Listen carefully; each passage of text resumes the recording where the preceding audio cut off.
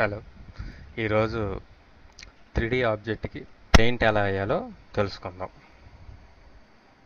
ఇక్కడ మనకి ఈ పోర్ట్లో ఒక 3D ఆబ్జెక్ట్ని డైనోసార్ 3D ఆబ్జెక్ట్ని చూడవచ్చు.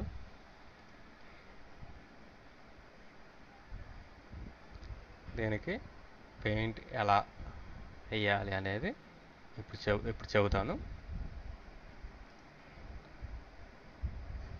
దీనికి ఆబ్జెక్ట్ని సెలెక్ట్ చేసి మెయిన్ మెనూలో రెండరింగ్ మెనూని సెట్ చేసుకొని 3D టెక్స్చరింగ్లో 3D paint tool box మీద క్లిక్ చేస్తే మనకి అక్కడ 3D పెయింట్ ప్రాపర్టీస్తో పాటు మనకి బ్రష్ టూల్ కూడా రావడం గమనించవచ్చు. అయితే ఈ బ్రష్ టూలుకి మనకి ఎదురుగా ఒక రెడ్ కలర్లో రౌండ్ సర్కిల్ కనబడుతుంది.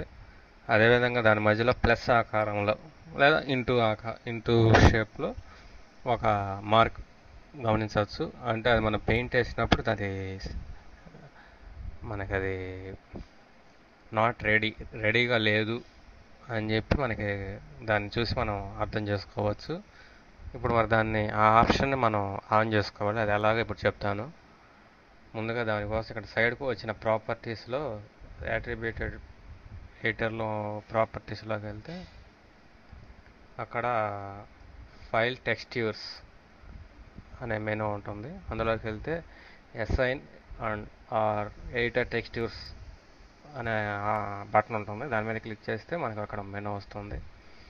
దీని మీద కొన్నిసార్లు 256 అని కూడా ఉంటుంది. 256 ఉంటే దాన్ని 512గా మార్చుకొని సైజ్ XY రెండింటిని మార్చుకొని నెక్స్ట్ అసైన్ ఎడిట్ టెక్స్చర్ అనే బటన్ క్లిక్ చేస్తే మనకి బ్రష్ రెడీ అవుతుంది. లేదు 512 ఏముంటే మనం యథాస్థానంలో ఏమీ మార్పులు చేయకుండా బటన్ మీద క్లిక్ చేయొచ్చు.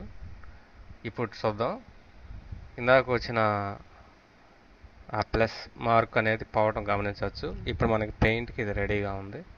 అలాగే మనం పెయింట్ వేసేటప్పుడు రెండు వైపులా పెయింట్ అయ్యేటట్టు ఒక వైపు పెయింట్ వేస్తే రెండు వైపు కూడా అయ్యేటట్లుగా మనకు ఉంటే మనకి ఇంకా పని ఈజీ అవుతుంది. కాబట్టి ఇక్కడ స్ట్రోక్ అనే ఆప్షన్లోకి వెళ్తే స్ట్రోక్లో రిఫ్లెక్షన్ ఉంటుంది. ఆ బటన్ని క్లిక్ చేస్తే అది రెండు వైపులా లేకపోతే ఒక సైడే ఉంటుంది.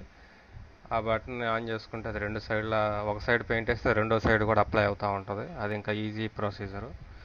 అట్లానే స్టైలిష్ ప్రెజర్ అనే దాంట్లోకి వెళ్తే స్టైలిష్ ప్రెజర్ అని క్లిక్ ఆన్ చేసుకుంటే మనకి పెయింట్ స్మూత్నెస్ బాగుంటుంది. ఈ మూడు ఆప్షన్లు మనం కరెక్ట్ చేసుకున్నాక మనకి డైరెక్ట్గా పెయింట్ ఆప్షన్లోకి మనం ఎంటర్ అవ్వచ్చు.